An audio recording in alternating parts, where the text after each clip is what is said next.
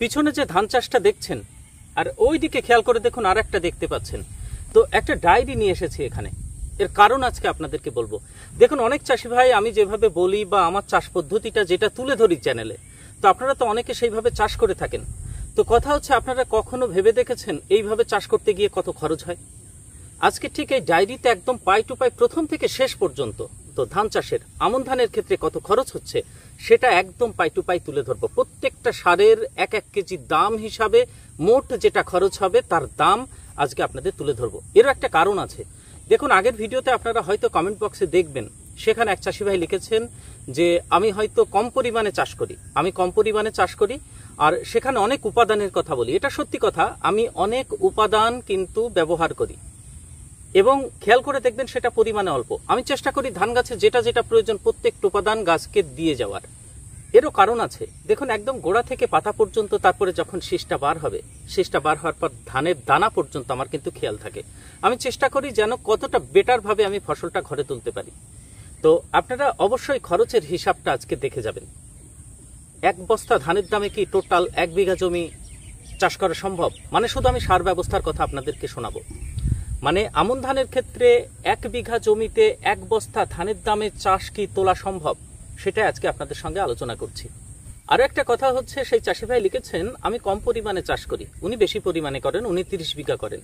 তো ঠিক আছে, আমি কম পরিমাণে করতেই পারি, কিন্তু আমার দেখবেন চাষের বিভিন্নতা আছে। আমি প্রত্যেকটা ফল বাগান থেকে শুরু করে তারপরে সবজি চাষ, তারপরে ধান চাষ, সর্ষে, মানে নিজের প্রয়োজনীয় যেটা যেটা লাগে আমি দেখবেন প্রায় সমস্ত কিছুই চাষ করে থাকি এবং কমার্শিয়ালি অনেকগুলো কিন্তু চাষ করে থাকি।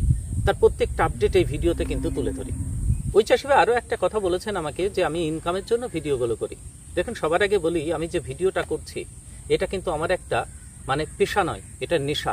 চাষের প্রতি যে ভালোবাসাটা আছে, আমার চাষ পদ্ধতিটা আপনাদের সঙ্গে আমি তুলে ধরি। এছাড়া বিকল্প চাষের তো ইনকামের তো কত রাস্তা আছে, তাই না?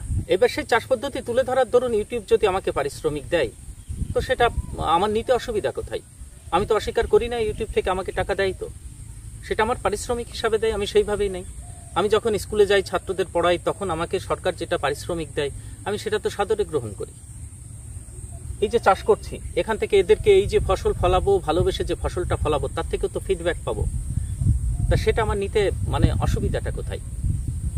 আপনি 30 বিঘা করেন, আপনিও করুন, আপনার চাষ পদ্ধতি তুলে ধরুন, সব চাষিরা আপনারটা ফলো করতে পারবেন, আপনার চাষ পদ্ধতিটা দেখতে পারবেন। নতুন যে সমস্ত চাষি ভাই আছেন আপনারা দেখতে পারেন, মানে আমন ধান যারা চাষ করছেন একদম প্রথম থেকে শেষ পর্যন্ত সার ব্যবস্থা কি কি হতে পারে সেটাও এই ভিডিওতে একটা ধারণা পাবেন। আমি প্রথমে কি দিয়েছি কাদাই, তারপরে মিনি চাপানে কি দিয়েছি, তারপরে একটা চমৎকারী মিশ্রণ বানিয়েছি, তাতে কি দিলাম, আর লাস্টে হাতে কি রাখবো। আজকের ভিডিওতে মোট 4টে পয়েন্ট থাকবে, এই 4টে পয়েন্ট আপনারা দেখবেন। আর প্রথম থেকে ধাপে ধাপে প্রত্যেকটা পয়েন্ট মেনে চাষ করুন। ওই পাশে ধানটা কেমন হয়েছে আপনাদের এক্ষুনি দেখাবো, তাহলে ঠিক অমন ধান পাবেন। ওই ধানের একদম গোড়া থেকে পাতা পর্যন্ত, তারপরে প্রত্যেকটা দানা পর্যন্ত আমার নজর থাকে, কারণ ওটা বীজ ধান হচ্ছে। সামনের বড় মরশুমে আমি যে চাষটা করব তার বীজ ধান নিজে হাতে, কোম্পানি নয়, নিজে হাতে তৈরি করে নেব। এবার আপনাদের দেখাবো কেমন হয়েছে ধানটা। আপনাদের কাছ থেকে অল্প একটু সময় চেয়ে নিচ্ছি, কারণ এই যে ধানগুলো দেখছেন সবে শেষটা ঘুরছে, এখনো বেরিয়ে কমপ্লিট হয়নি, এখনো কিছু বার হচ্ছে। কিছু দেখাতে ভালো লাগে যখন ফসল ভালো হয়, মানে সত্যিই সবাইকে দেখাতে ভালো লাগে, যে কারণে আপনাদেরকে একটু দেখাচ্ছি, সময় চেয়ে নিচ্ছি। এই দেখুন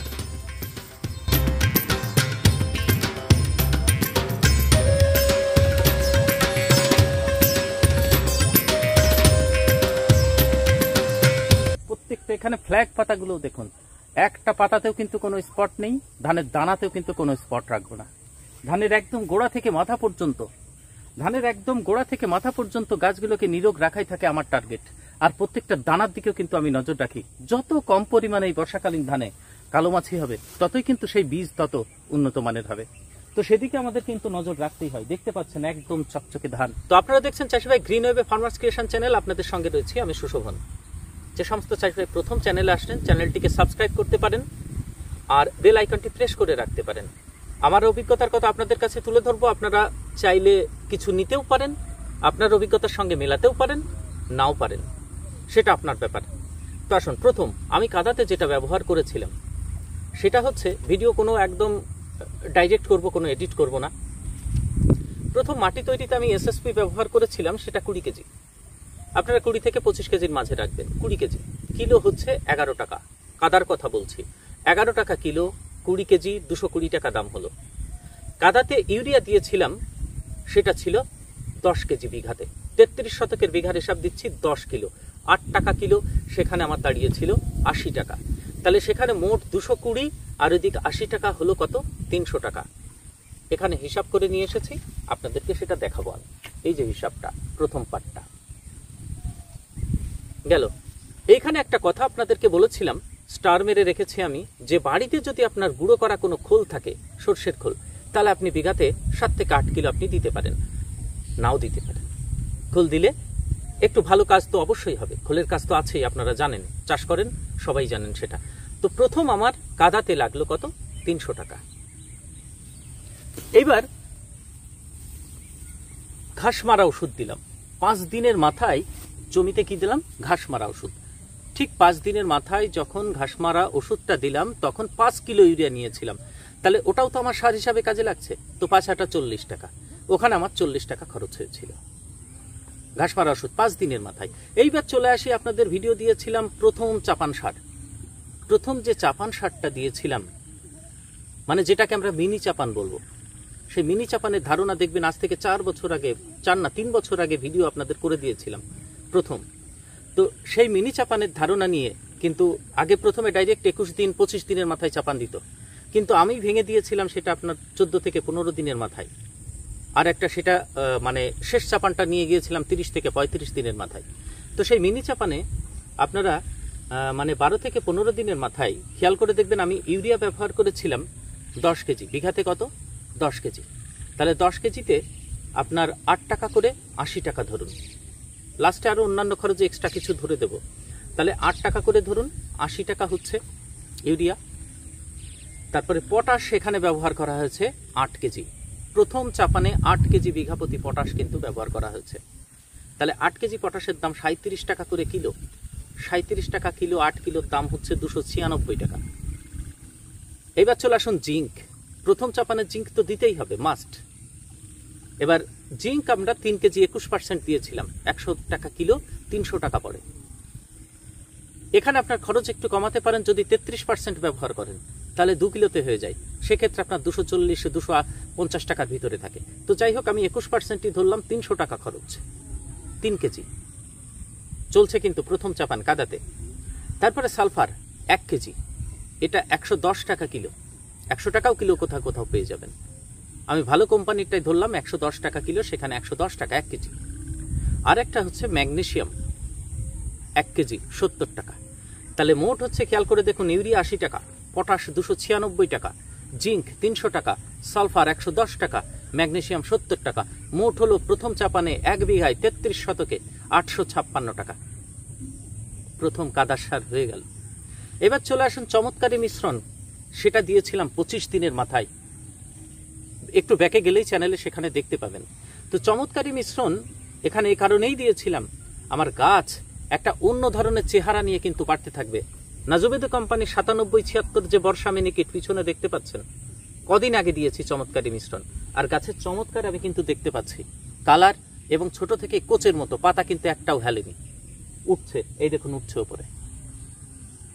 তো এইখানে এই চমৎকারী মিশ্রণে আমি একটা জৈব সারের কথা বলেছিলাম, টাটা জিও গ্রিন ব্যবহার করেছিলাম। আপনারা বলেছিলাম গোবরের সার ব্যবহার করতে পারেন, ভালো একদম মানে ঝুরঝুরে গোবরের সার।